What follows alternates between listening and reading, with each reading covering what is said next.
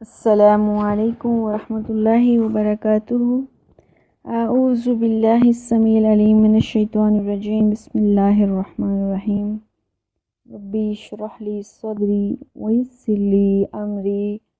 واحلل عقدۃ من لسانی یفقہوا قولی۔ اللہم رب زدنی علما، اللہم رب زدنی علما، اللہم رب زدنی علما، اللہم فقہنا فی الدین۔ اللہم انی اسألک علما نافعا وعملا متقبلا ورزقا طیبا۔ اللہم اجعل ھذا القرآن ربیع قلبی ونور صدری وجلاء حزنی وذھب ہمی۔ رضیت باللہ ربا وبالاسلام دینا وبمحمد نبیا صلی اللہ علیہ وآلہ وسلم۔ سورہ الاعراف سورہ نمبر 7 ہے اور اس کی آیت جو ہے وہ 33 ہے جو ہم پڑھنے جا رہے ہیں۔ بسم اللہ الرحمن الرحیم۔ قل اے نبی ان کو کہہ دیجئے، انما حرم ربی الفواحش، میرے رب نے ہر بے حیائی کے کام کو حرام قرار دیا ہے۔ ما ظہر منہا، وہ ظاہری ہو، وما باطنا یا پوشیدہ ہو، والاسم وہ گناہ کا کام ہو، والبغی یا وہ زیادتی کا کام ہو، بغیر الحق بغیر کسی وجہ کے، وَأَن تُشْرِكُوا بِاللَّهِ اور اللہ نے یہ بھی حرام قرار دیا ہے کہ تم اللہ کے ساتھ شرک کرو، مَا لَمْ يُنَزِّلْ بِهِ سُلْطَانًا جس کے بارے میں اللہ نے کوئی دلیل ہی نہیں بھیجی، وَأَن تَقُولُوا عَلَى اللَّهِ اور اللہ کے پر تم وہ باتیں کہو اللہ کے بارے میں، مَا لَا تَعْلَمُونَ جس کا تمہیں علم ہی نہیں ہے۔ اس آیت میں اللہ نے دراصل 5 حرام چیزوں کا ذکر کیا ہے جس کا کھانے پینے سے تو تعلق نہیں ہے لیکن انسان کے اعمال سے تعلق ہے۔ اور پہلے ہم دیکھتے ہیں کہ سب سے پہلے حضرت آدم علیہ السلام کا قصہ بیان کر کے اللہ تعالیٰ نے ہمیں سمجھایا کہ کس طرح آدم اور حوا کو شیطان نے بے حجاب کیا، بے ستر کیا۔ اس کے بعد ہمیں مشرکین مکہ کا ذکر کر کے اللہ نے بتایا ہے کہ کس طرح مشرکین مکہ جو ہے وہ بے حیابی اور بے حیائی کا مرتکب ہوتے تھے، نہ صرف عام معمولات زندگی میں بلکہ طواف کعبہ کرتے وقت بھی وہ اس کو ایک قسم کا مذہبی تقدس سمجھتے تھے۔ اور یہ گناہ البتہ چھوٹے چھوٹے گناہ سے شروع ہوتے تھے، لیکن گناہ کا جو کام ہے وہ چھوٹا ہے یا بڑا ہے وہ گناہ ہے، اور گناہ کا لفظ ہر چھوٹے بڑے گناہ پر استعمال ہوگا، یہ تو بات پکی ہے۔ اور وہ ظاہری ہو یا چھپا ہوا ہو، کچھ اس کے اثرات ظاہری ہمیں نظر آ رہے ہوں اور کچھ چھپے ہوئے نظر آ رہے ہوں، وہ گناہ ہی ہے۔ اس کے ساتھ ساتھ دوسروں پر زیادتی کرنا، ابھی تک جو ہم بات پڑھ کے آئے ہیں ظاہرہ اور باطنہ،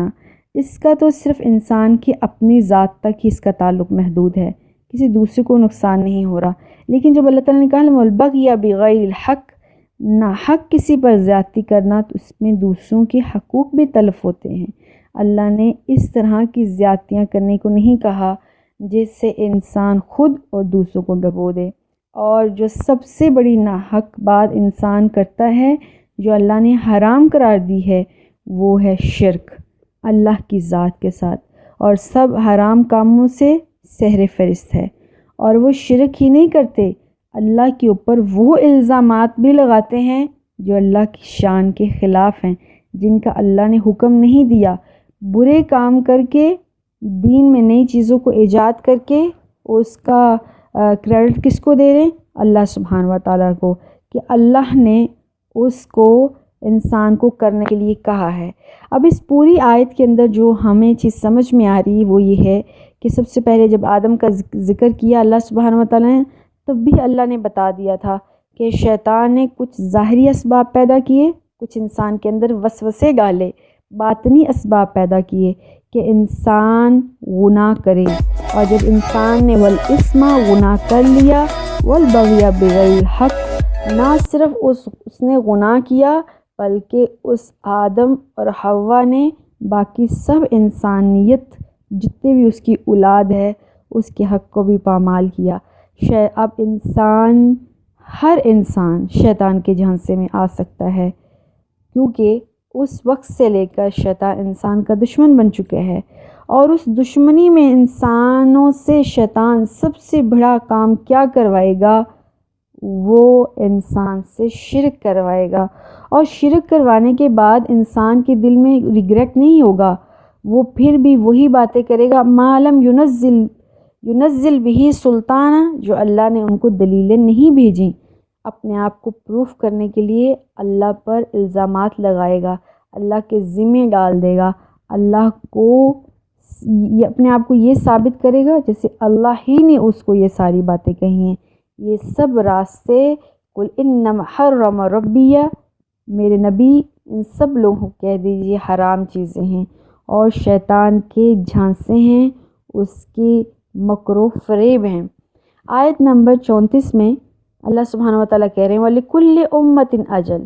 ہر ایک گروہ کے لیے، امت کے لیے میں نے ایک وقت مقرر کیا ہے۔ فَإِذَا جَاءَ أَجَلُهُمْ، جب ان کی وقت آ جاتا ہے، مدت پوری ہو جاتی ہے، لَا يَسْتَأْخِرُونَ سَاعَةً، تو ایک گھڑی بھی آگے نہیں ہوگی،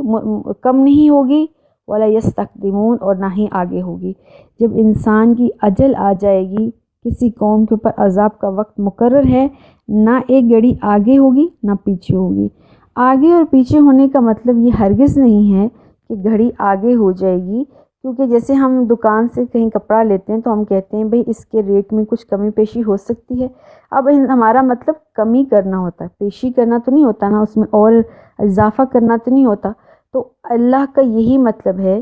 کہ اس کے عذاب میں، اس کے مقرر ٹائم میں ذرا بھی تاخیر نہیں ہوگی، اور یہ تاخیر کب نہیں ہوگی؟ اللہ نے صاف الفاظ میں اس آیت کو بتایا ہے، جب کسی قوم کے گناہ کا ڈھول بالکل بھاری ہو جائے گا، اسی وقت اس کا اجل آ جائے گا۔ وَلِكُلِّ أُمَّةٍ أَجَلٌ، ہر امت کا ایک اجل ٹائم ہے، ایک پوری اول آدم سے لے کر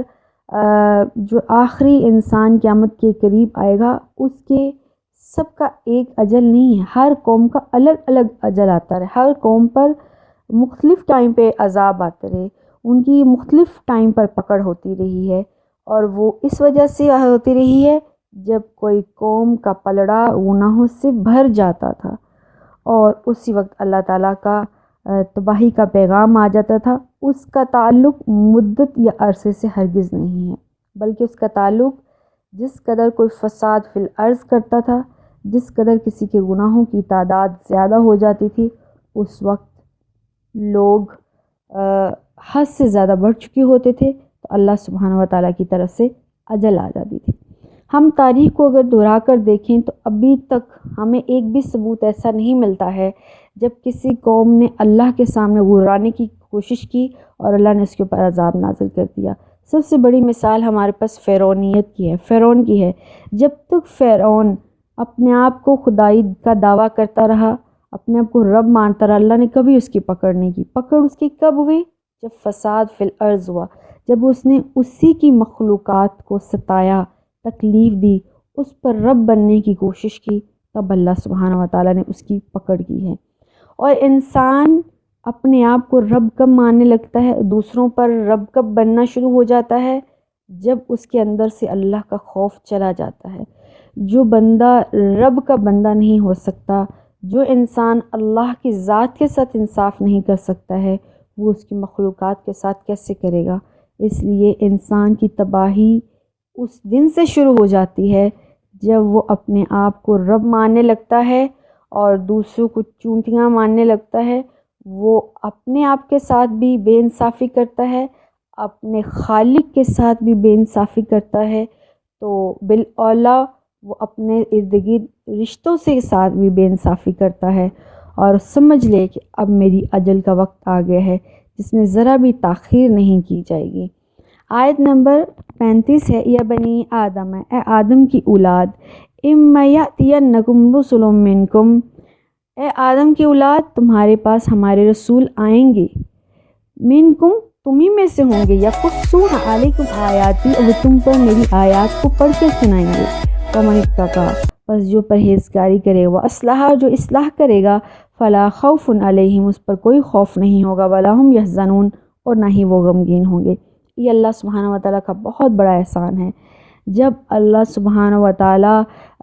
کچھ سخت قسم کی آیات فرماتے ہیں تو اس کے بعد انسان کے دل میں حوصلہ بھی پیدا کرتے ہیں، تو انسان دہل ہی نہ جائے کہ اس دنیا میں تو صرف مشکلات ہیں، شیاطین کے راستے ہیں، میں نیکی کر کے کیا کروں گا، نہیں، اس کے لیے فوراً سے خوف پیدا کرتا ہے۔ اس آیت میں اللہ سبحانہ وتعالیٰ نے جنت کا دوبارہ حصول کیسے ممکن ہو سکتا ہے اس بات کو بتایا ہے۔ ہم اس صورت کے شروع میں دیکھتے ہیں، بلکہ اس قرآن کے شروع میں ہی دیکھتے ہیں کہ اللہ تعالیٰ نے آدم اور ابلیس اور جنت سے جب آدم کو نکالنے کا وہ سارا قصہ بیان کیا ہے۔ پھر اللہ سبحانہ وتعالیٰ نے اس قصے کے ساتھ ساتھ آدم نے کیسے ورگلایا وہ ساری چیزیں ہمیں بتائیں کہ ان چیزوں سے بچنا کیسے، ٹیکنیکس ہمیں بتائیں، اور اس کے بعد اس آیت میں اللہ تعالیٰ نے بنی آدم کی دلجوئی کی ہے کہ ابلیس ہر آدم اور حوا کو بے ستر نہیں کرے گا، ہر آدم اور حوا کو ورگلائے گا نہیں۔ ابلیس نے جنت میں آدم اور حوا کو بے ستر تو ضرور کیا تھا، مگر اللہ نے انسان کو لباس اور اس جیسی بہت سی نعمتیں دی تھیں، اس دنیا میں اس کو اتارا، بے مقصد اس کو ادھر ادھر نہیں پھینک دیا، بلکہ زمین اس کے لیے پیدا کی گئی، اس زمین کی ساری رنگینیاں اس آدم اور حوا کے لیے پیدا کیا۔ پھر مکناہم، ان کو اللہ نے یہاں پر اقتدار دیا، خلائف فی الارض، زمین میں خلیفہ بنا کر اتارا، ایسے ہی للو پنجو کر کے نہیں پھینکا ہے۔ اور پھر اس آدم کو جو جنت میں نظارے دیے تھے ان کا تھوڑا ٹچ اس دنیا میں بھی دیا ہے، اس دنیا کو بھی جنت کی طرح کا بنایا ہے۔ جنت میں آدم و حوا جنت کے پھل سے جب فارغ ہو گئے اور شیطان نے اس کو ورگلایا اور اس حرام کی طرف کھلایا، تو اللہ تعالیٰ نے انسان کو دراصل وہ ایک ٹریلر دیا ہے کہ جس طرح وہ جنت میں ہر چیز حلال تھی، اگر ممنوع تھی تو صرف ایک چیز تھی، دنیا میں بھی اللہ نے ہر چیز انسان کے لیے حلال اور جائز قرار دی ہے، صرف چند چیزیں ہیں جو اس پر حرام ہیں، ممنوع ہیں، اور اگر ان چیزوں سے وہ پرہیز کر لے گا، اسراف نہیں کرے گا اور ناجائز اور ممنوع کی طرف نہیں دوڑے گا، تو انسان اس دنیا سے دوبارہ جنت کا حصول پا سکتا ہے۔ وہ درخت سے منع کرنا دراصل دنیا میں کچھ چیزوں کو اللہ تعالیٰ نے ایسا بنا کر اس کے سامنے رکھنا تھا جو ممنوع تھے،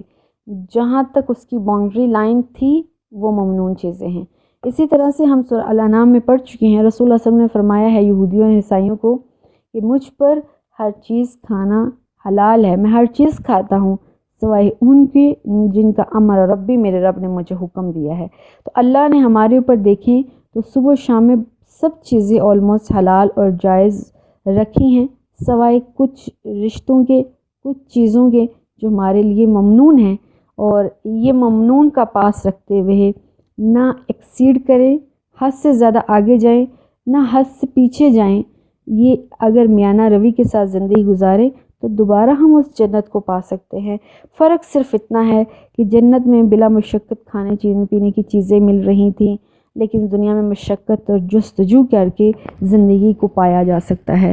زندگی، یہ والی زندگی بھی جنت بن سکتی ہے، لیکن اس کے لیے محنت و مشقت تو ظاہر ہے ضروری ہے، لیکن 3 چیزیں بہت اہم ہیں، بہت ضروری ہیں۔ وہ یہ ہے کہ حلال کو حلال سمجھا جائے، حرام کو حرام سمجھا جائے، اسراف کی حد کو پار نہ کیا جائے،